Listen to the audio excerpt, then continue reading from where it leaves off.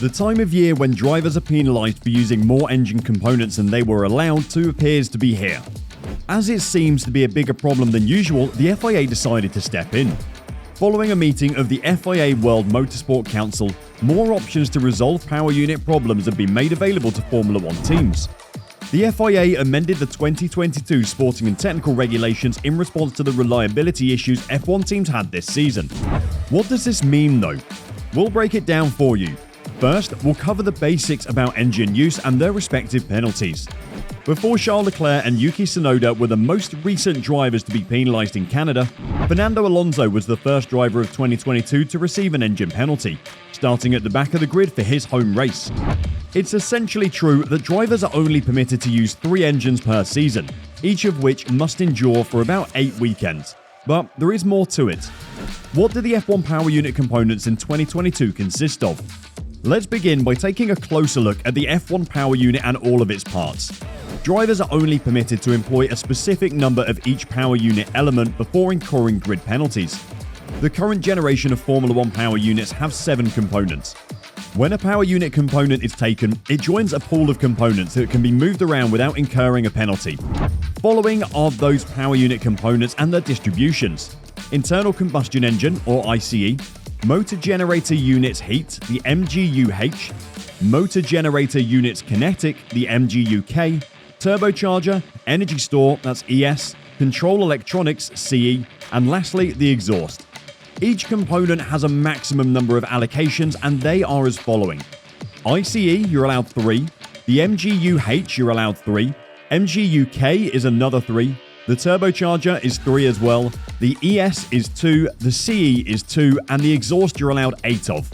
The primary right-hand side, primary left-hand side, secondary left-hand side, and secondary right-hand side are the 4 components that make up an exhaust system in the case of an exhaust.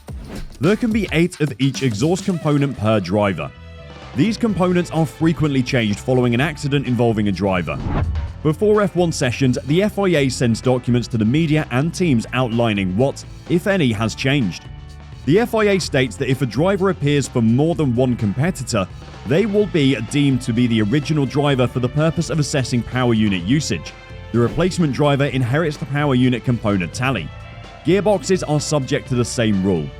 How are F1 engine penalties given? So, you have used more engine parts than you were allowed. The FIA is now ready to impose the dreaded grid penalties. Although a few years ago, drivers could accumulate significant engine penalties for a Grand Prix, it is now straightforward.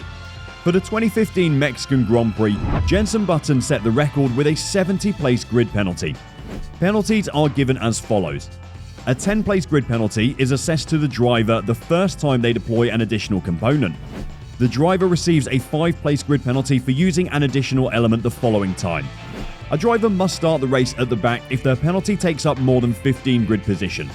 Performance in qualifying is still important since it determines which driver starts in what order if several are facing the same grid penalties.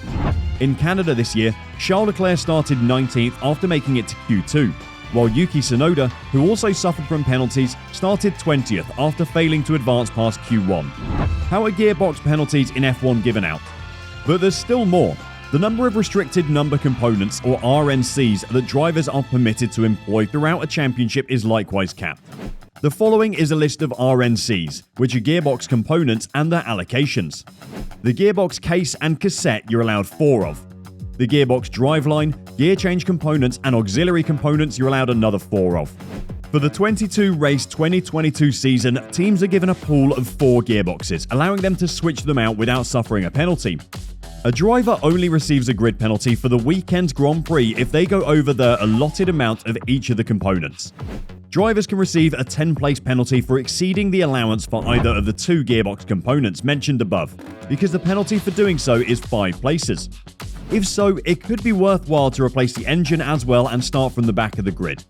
While major parts modifications require direct FIA approval, gearbox maintenance and repairs are permitted in between races. During FP1 and/or FP2, competitors may utilize a gearbox assembly that is not part of the RNC allocation 4 times throughout the championship. Is it ever good to accept a grid penalty? Sometimes grid penalties are necessary because a team is concerned that its driver may not finish the following race due to an earlier crash or an engine that is nearing the end of its lifespan.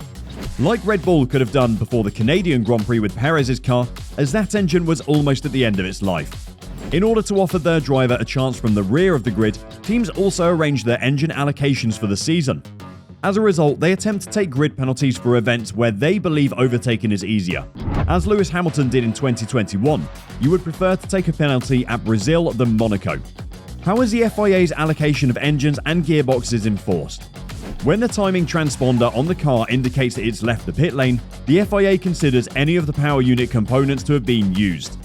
The FIA seals every part of the power unit to prevent it from being rebuilt or replaced.